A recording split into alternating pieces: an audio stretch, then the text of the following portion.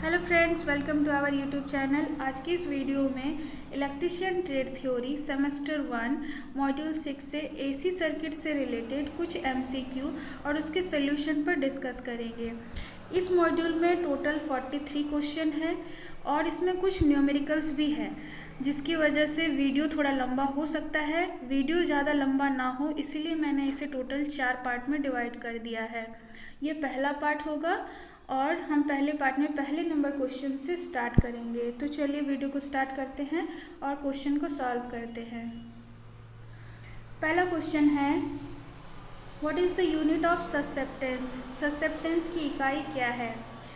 तो फ्रेंड्स, जैसे इससे पहले आप लोग resistance, conductance, impedance, admittance, reactance के बारे में पढ़ चुके होंगे। तो जैसे रेजिस्टेंस कंडक्टेंस के रेसिप्रोकल होता है, इम्पीडेंस एडमिटेंस के रेसिप्रोकल होता है, उसी प्रकार एसी सर्किट में जो रिएक्टेंस होते हैं वो ससेप्टेंस के रेसिप्रोकल होता है, जिसे हम कैपिटल बी से डिनोट करते हैं। ये रेजिस्टेंस, इम्पीडेंस और रिएक्टेंस, इन तीनों का यूनिट सेम होता है, यानी तीनों का जो यूनिट होता है वो ओम होता है। उसी प्रकार कंडक्टेंस, एडमिटेंस और ससेप्टेंस, इन तीनों का यूनिट सेम होता है और होता है मो। ओम का रेसिप्रोकल मो। इसके अलावा और एक यूनिट होता है साइमन, जिसे हम कैपिटल एस से भी डिनोट करते हैं। तो इस तरीके से हम आप बता सकते हैं कि ससेप्टेंस का यूनिट क्या है। तो ससेप्टेंस का यूनिट मो है। मो की जगह अगर साइमन, जिसे हम कैपिटल एस से डिनोट करते हैं, ये अगर होता तो आप उसको भी आंसर कर सकते हैं अगर मो ना हो तो मो है। तो इसका राइट आंसर क्या हो गया, ऑप्शन ए। ओम जो है, जैसे मैंने अभी अभी बताया, रेजिस्टेंस या इम्पीडेंस या रिएक्टेंस का यूनिट होता है। हेनरी इंडक्टेंस का होता है और फैराड कैपेसिटेंस का होता है। तो इस तरीके से इसका राइट आंसर हो गया ऑप्शन ए। अगले सवाल की ओर बढ़ते हैं। अगला सवाल है, what is the resistance of the inductive coil takes 5 ampere current across 240 volt 50 hertz supply at 0.8 power factor. प्रेरकत्व कुंडली का प्रतिरोध क्या होगा जो 240 वोल्ट पर 5 एम्पियर धारा ले, 50 हर्ट्ज आपूर्ति, 0.8 शक्ति गुणांक है। तो फ्रेंड्स, यहाँ पे एक इंडक्टिव कॉइल है जिसमें सप्लाई दिया जा रहा है 240 वोल्ट, 50 हर्ट्ज और पावर फैक्टर है 0.8 और करंट का जो मान है वो 5 एम्पियर है, यानी 5 एम्पियर फ्लो हो रही है। तो इसका हमें निकालना है आर, यानी इंडक्टिव कॉइल में कितना रेजिस्टेंस है वो हमें निकालना है। ठीक है। जैसे कि आप लोग डीसी सर्किट में करंट, वोल्टेज या रेजिस्टेंस का मान निकालने के लिए ओम्स लॉ का इस्तेमाल करते हैं, जैसे I = V/R। तो R बराबर क्या हो जाएगा, V/I। हम इसी फॉर्मूले से इसमें भी निकालते हैं, एसी सर्किट में भी, जैसे रिएक्टेंस या करंट या वोल्टेज। तो यहाँ पे दिया हुआ है इंडक्टिव कॉइल है।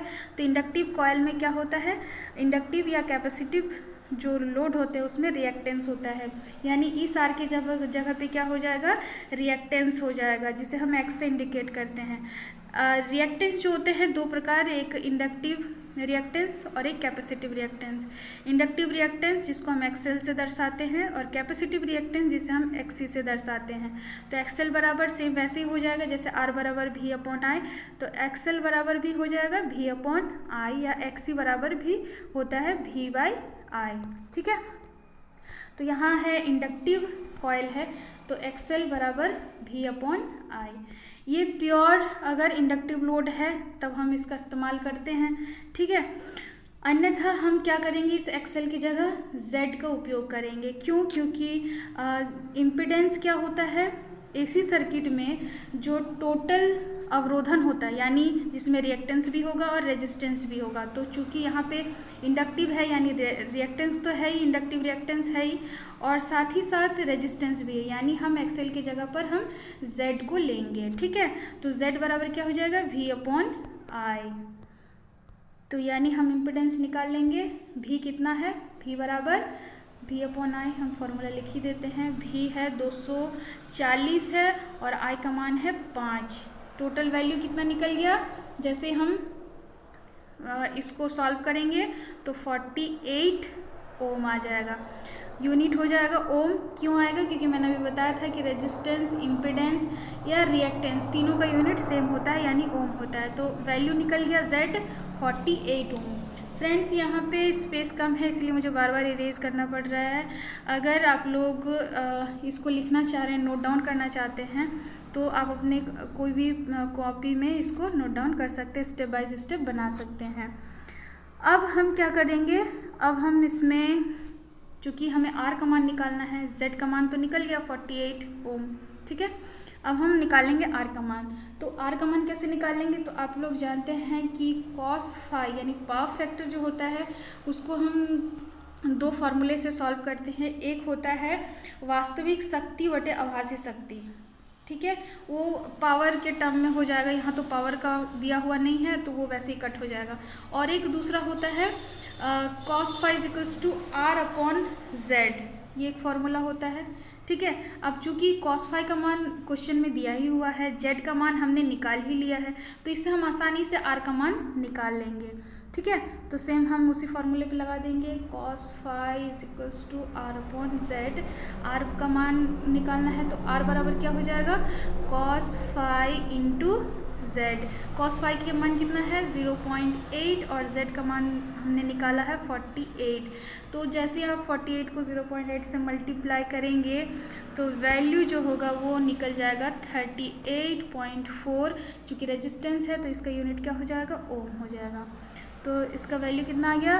38.4। हम ऑप्शन में देख लेंगे कहाँ है, तो ऑप्शन सी में है 38.4 ओम। तो इसका राइट आंसर हो जाएगा ऑप्शन सी। नेक्स्ट क्वेश्चन पे चलते हैं। नेक्स्ट क्वेश्चन है how the resonance frequency can be increased in AC series circuit. AC series circuit में अनुनाद आवृत्ति, जिसे हम FR से डिनोट करते हैं, को कैसे बढ़ाया जा सकता है। तो यहाँ पे AC सीरीज सर्किट है और कौन कौन सीरीज में है? R है, L है और C है। RLC सीरीज सर्किट है। तो RLC सीरीज सर्किट में रेजोनेंस जो होता है वो तब होता है जब XL बराबर XC होता है। ये स्थिति कब आती है? जब XL बराबर XC होता है, ठीक है। तो XL बराबर XC का फॉर्मूला हम लगाएंगे। XL बराबर क्या होता है? 2πfL और XC का मान कितना होता है? 1/2πfC होता है, ठीक है, FC, ठीक। अब इन दोनों को जैसे हम कैलकुलेट करेंगे, सिंप्लीफाई करेंगे तो वैल्यू हमारा कितना आ जाएगा?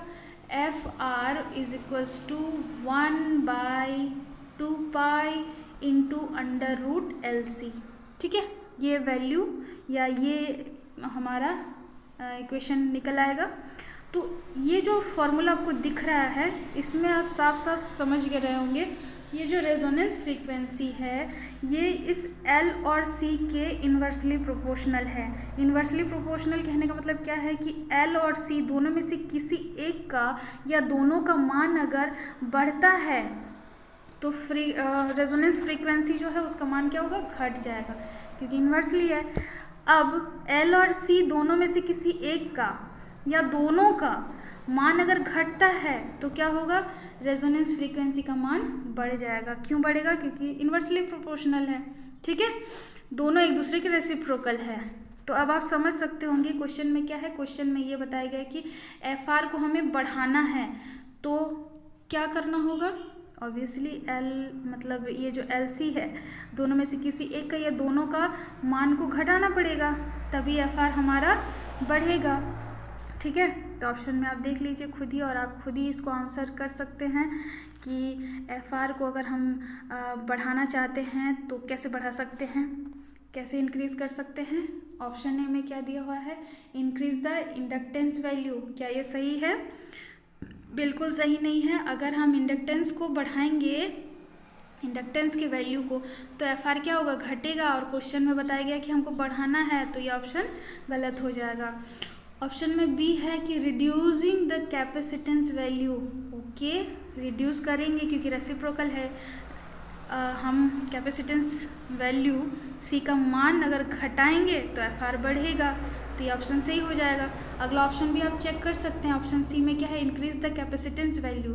नहीं भाई, अगर हम कैपेसिटेंस के मान को बढ़ाएंगे तो एफ आर घट जाएगा। क्वेश्चन में घटाना नहीं है, बढ़ाना है बोला है, तो ये भी गलत हो जाएगा। ऑप्शन डी में क्या है, increasing the value of resistance. जो फॉर्मूला था, फॉर्मूला पे रेजिस्टेंस था ही नहीं, तो ये ऑप्शन ऐसे ही कट जाएगा। ठीक है, तो इस तरीके से इसका राइट आंसर हो जाएगा ऑप्शन बी। फ्रेंड्स, यहाँ पे तो रिड्यूसिंग द कैपेसिटेंस वैल्यू है, हो सकता है इसके बदले आपको रिड्यूसिंग द इंडक्टेंस वैल्यू भी हो सकता है, तो वो भी सही होगा क्योंकि फॉर्मूले से आपको मालूम चल गया होगा। कोई भी क्वेश्चन को रटना नहीं है, फॉर्मूले से और चीज़ों से समझना है, क्योंकि एग्ज़ाम में हो सकता है कुछ भी पूछ दे। ठीक है, तो रटने से क्या फ़ायदा, रट के जाएंगे, ऑप्शन हमें कुछ और मिल जाएगा तो कंफ्यूज हो जाएंगे कि हमने तो ये पढ़ा ही नहीं था। तो इस तरीके से सही से समझ के आंसर करना है, तो इसका राइट आंसर हो जाएगा ऑप्शन बी। बढ़ते हैं अगले सवाल की और। अगला सवाल है, what is the formula to find 3-फेज reactive power if the line voltage is VL and line current is IL। 3 कला रिएक्टिव पावर को निकालने के लिए क्या सूत्र है यदि लाइन वोल्टेज VL है और लाइन करंट IL है। फ्रेंड्स, आप लोग पावर ट्रायंगल में पढ़ चुके होंगे कि ये जो पावर ट्रायंगल है, इस वाले भाग को अपरेंट पावर कहते हैं, जो कि आभासी शक्ति होती है, और इसे हम kVA से मेज़र करते हैं। इसी के 2 घटक है कह सकते हैं, मान लेते हैं हमने इसको नेमिंग कर दिया, आप लोग पढ़ ही चुके होंगे। इस पार्ट को हम बोलते हैं, नीचे वाले पार्ट को एक्टिव पावर, ठीक है, जिसको हम किलोवाट में मेज़र करते हैं, और इस वाले भाग AB वाले भाग को हम कहते हैं रिएक्टिव पावर, जिसे हम kVAR में मापते हैं। ये जो एक्टिव अपरेंट का ही ये 2 पार्ट है, 2 घटक है, एक्टिव और रिएक्टिव। एक्टिव जो होता है ये उपयोगी वाला होता है, रिएक्टिव जो होता है अनुपयोगी वाला होता है। ठीक है, अब इनका फॉर्मूला जो होता है कुछ इस तरीके से होता है। अपरेंट का सिंपली VI से होता है, हम सिंगल फेज में बात कर रहे हैं, और एक्टिव वाला जो होता है, एक्टिव पावर का, वो होता है V × I × cos phi, और रिएक्टिव का जो होता है, ये वाला रिएक्टिव जो पावर होता है, इसका फॉर्मूला होता है V × I × sin phi। ठीक है, V × I × sin phi। अब ये चीज़ आप लोगों को हमेशा याद रखना है। ठीक है, ये तो सिंगल में हो गया। सिंगल फेज में अगर 3 फेज में बोला जाए तो 3 फेज में क्या हो जाएगा, अपरेंट जिसे हम कैपिटल S से दर्शाते हैं, तो इसका हो जाएगा √3 × VL × IL। ठीक है, और जो एक्टिव पावर होगा 3 फेज में, एक्टिव पावर जिसको हम P से दर्शाते हैं, √3 × VL × IL × cos phi। ठीक है, अब रिएक्टिव पावर को 3 फेज वाले में हम Q से दर्शाते हैं, और इसका formula √3 × VL × IL × sin phi। ठीक है, हमेशा रिएक्टिव वाले में याद रखने के लिए यहाँ साइन होता है और एक्टिव वाले में कॉस होता है। ठीक है, cos phi, और रिएक्टिव में sin phi, ये चीज़ आप लोग ध्यान रखिएगा। ठीक है, और अपरेंट में न कॉस होता है न साइन होता है, ये कुछ नहीं होता, इसमें सिर्फ V और I का होता है। ठीक है, ये चीज़ आप हमेशा याद रखिएगा। तो इससे आप अब आंसर में देख सकते हैं कौन सा ऑप्शन में दिया हुआ है। हमें क्वेश्चन में बताया गया कि 3 फेज रिएक्टिव में, तो 3 फेज रिएक्टिव कौन सा हो गया, ये हो गया √3 × VL × IL × sin phi। तो यहाँ पे आप देख सकते हैं कहाँ है, ऑप्शन C में यहाँ पे दिया हुआ है, तो इसका राइट आंसर हो जाएगा ऑप्शन C। ये जो दिया हुआ है ऑप्शन A वाला, ये है अपरेंट का। ठीक है, और ये जो नीचे का दिया हुआ है ये है, और देख सकते हैं नीचे का दिया हुआ है वो है एक्टिव पावर का। इसका राइट आंसर हो गया ऑप्शन सी। नेक्स्ट क्वेश्चन पे आते हैं। नेक्स्ट क्वेश्चन है what is the main cause for below 0.5 lagging power factor in 3 phase system. 3 कला प्रणाली में शक्ति गुणांक 0.5 पश्चगामी से नीचे होने का मुख्य कारण क्या है। तो अगर 3 फेज में पावर फैक्टर 0.5 से लैग कर रहा है, ठीक है, तो इसका मेन रीज़न क्या है। लैगिंग का मेन रीज़न है इंडक्टिव लोड का होना ज़्यादा से ज़्यादा, ठीक है। इंडक्टिव लोड अगर ज़्यादा होगा तो जो पावर फैक्टर होगा वो क्या हो जाएगा, वो घटने लगेगा, लैग करने लगेगा, ठीक है, जो कि सही नहीं है, ये नुकसानदायक होता है। तो जैसे कि अभी मैंने बताया था पावर ट्रायंगल में कि एपरेंट का 2 घटक होता है, एक होता है एक्टिव और एक होता है रिएक्टिव। तो रिएक्टिव क्या होता है, अनुपयोगी होता है, इसका कुछ यूज़ नहीं होता, वाटलेस होता है। और एक्टिव वाला जो होता है वो यूज़ वाला होता है, ठीक है, उसको हम उपयोग करते हैं, वो रियल पावर होता है। तो ये जो रिएक्टिव पावर होता है इस इंडक्टिव लोड के कारण होता है, अनुपयोगी ज़्यादा होने लगता है, जिसका हम यूज़ नहीं करते, रिएक्टिव पावर ज़्यादा हो रहा है और जिसका हम यूज़ भी नहीं कर पा रहे हैं, ठीक है, नहीं कर पाते हैं।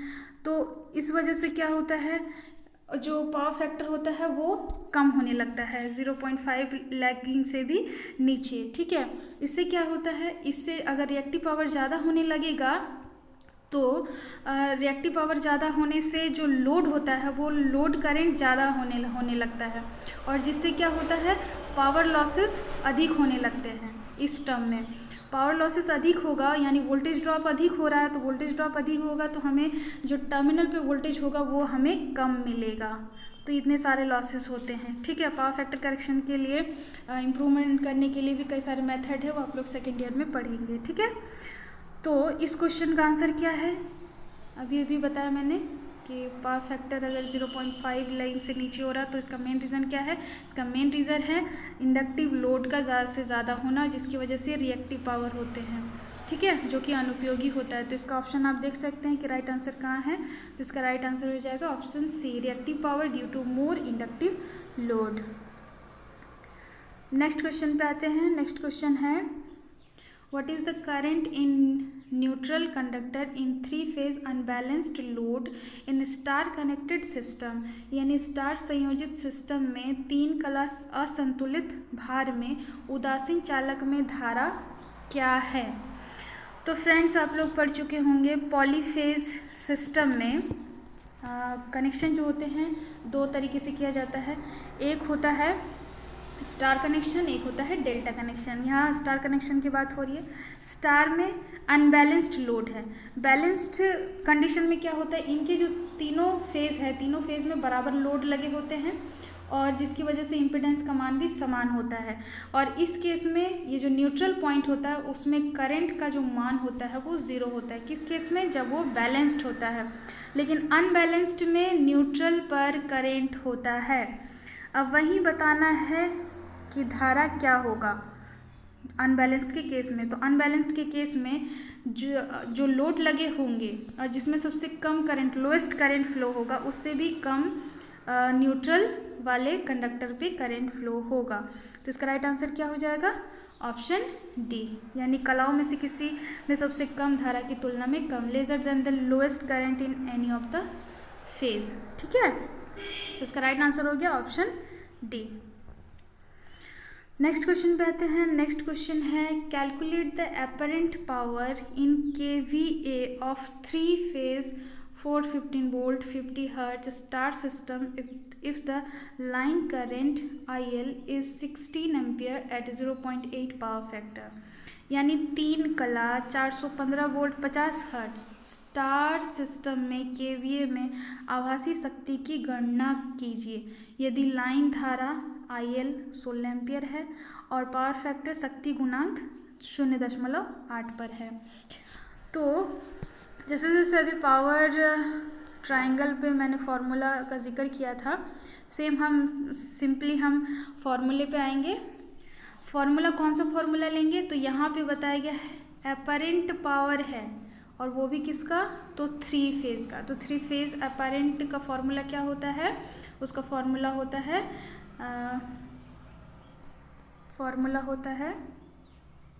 √3 इंटू VL इंटू IL, ठीक है, √3 इंटू VL इंटू IL होता है।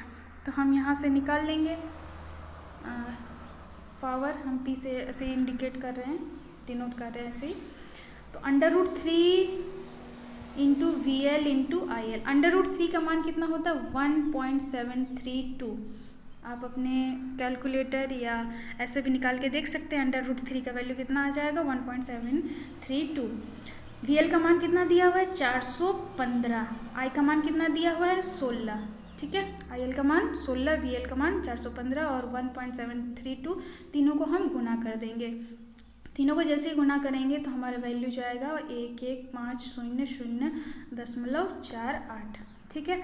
चूँकि ये जो वैल्यू है हमने वोल्टेज और करंट को गुना करके निकाला, तो वैल्यू जो है वो VA में निकला है और आंसर जो देना है हमें KVA में देना है। तो हम क्या करेंगे, तो हम इसे 1000 से डिवाइड कर देंगे। तो जैसे डिवाइड करेंगे तो हमारा वैल्यू कितना आ जाएगा 11.50 KVA, ठीक है।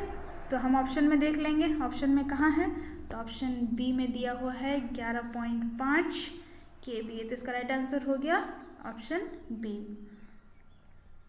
नेक्स्ट क्वेश्चन पे आते हैं। नेक्स्ट क्वेश्चन है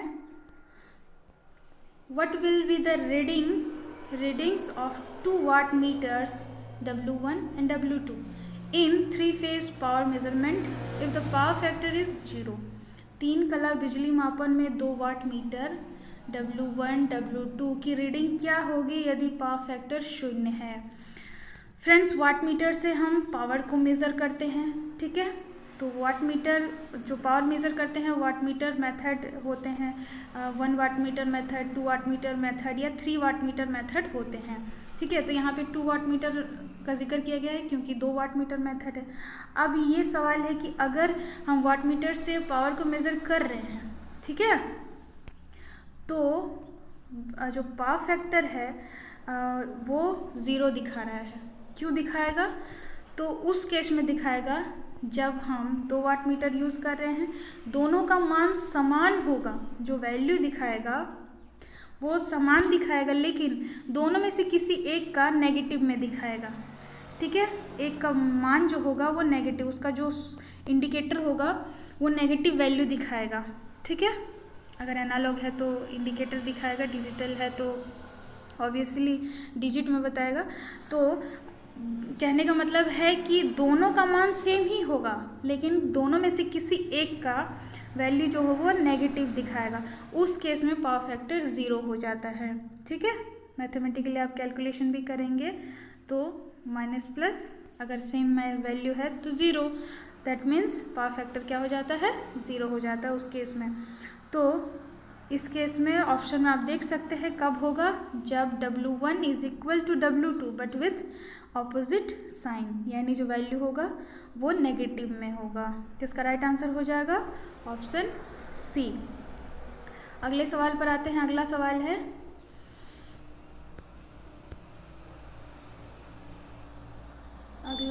है what is the maximum value of voltage for 240 volt RMS। 240 volt RMS के लिए वोल्टेज का अधिकतम मूल्य क्या है। ये बहुत इजी क्वेश्चन है और इस प्रकार के क्वेश्चन आते हैं, इंपॉर्टेंट भी है, एग्जाम में पूछा जाता है।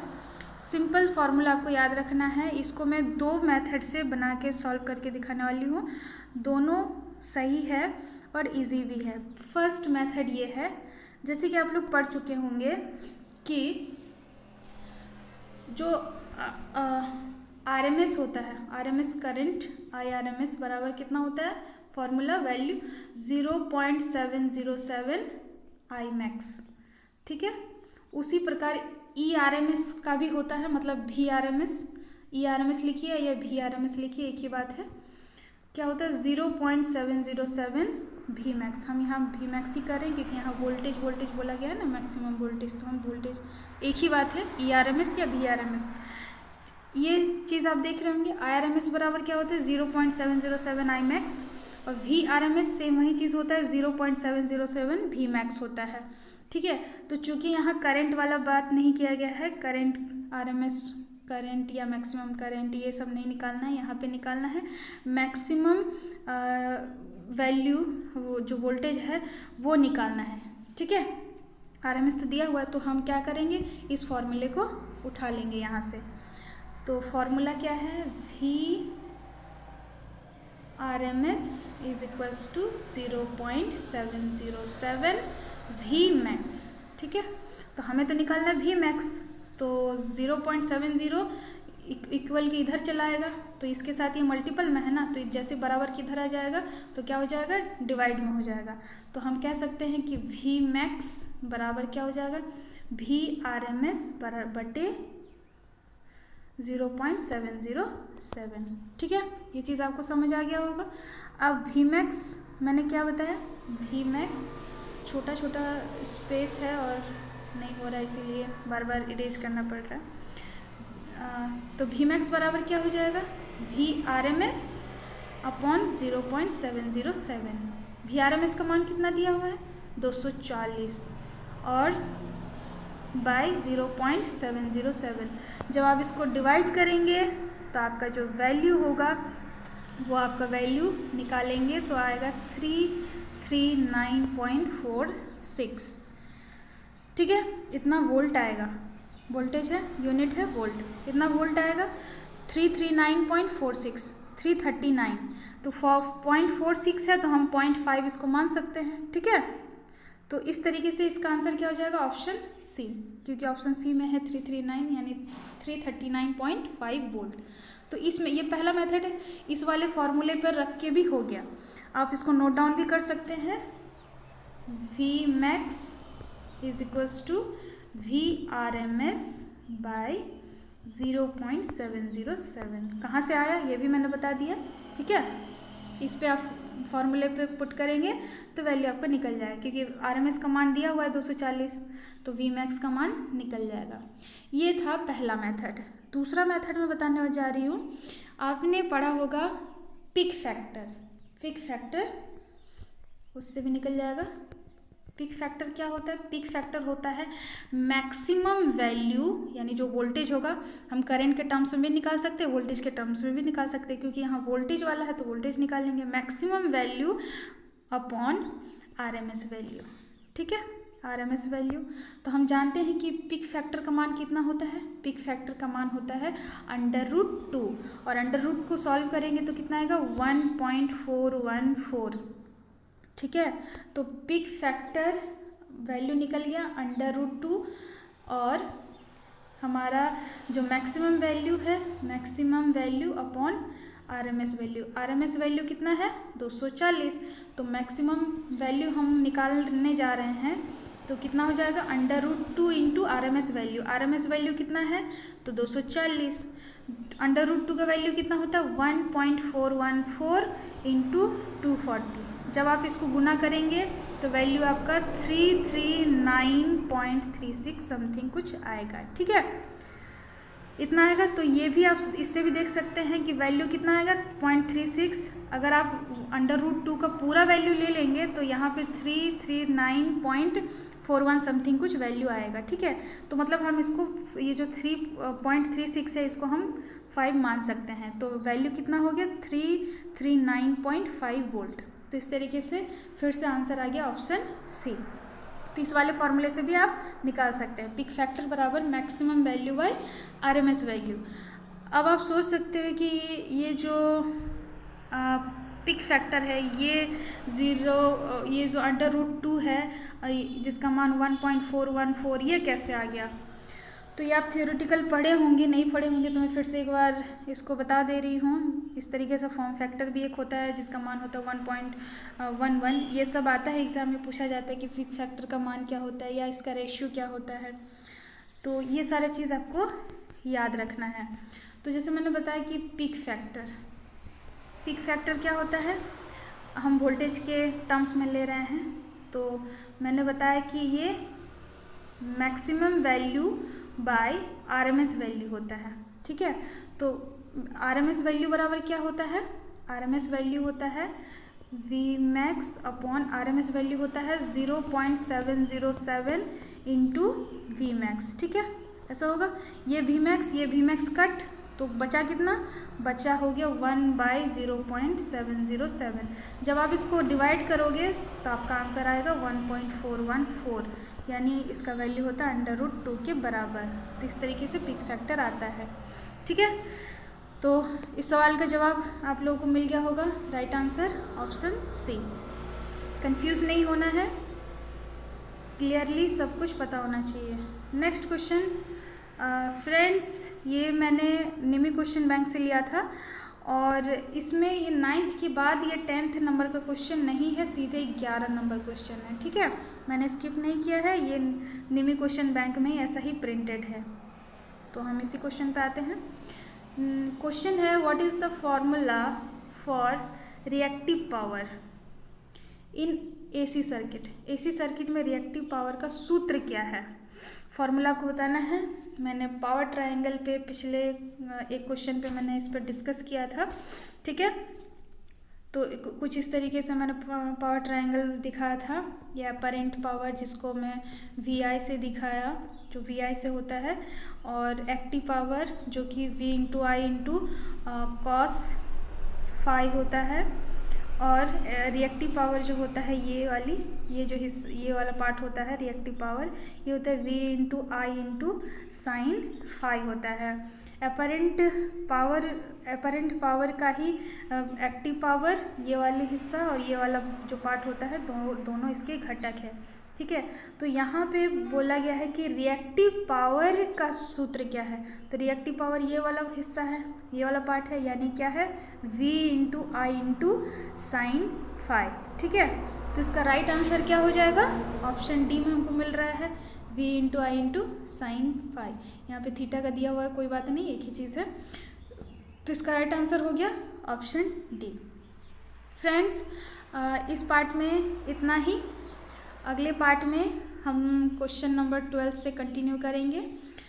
जितने भी सारे न्यूमेरिकल्स है उसको आप अगर नोट डाउन करना चाहते हैं तो आप अपने नोटबुक पे कर सकते हो, और कोशिश यही रहती है कि बेस्ट दे ताकि सबको अच्छे से समझ आ जाए। अच्छे इजी लैंग्वेज में बताने की कोशिश करते हैं ताकि सबको क्लियरली समझ आ जाए, और उम्मीद करते हैं कि आप लोगों को समझ आ गया होगा। सो धन्यवाद। जय हिंद, जय भारत।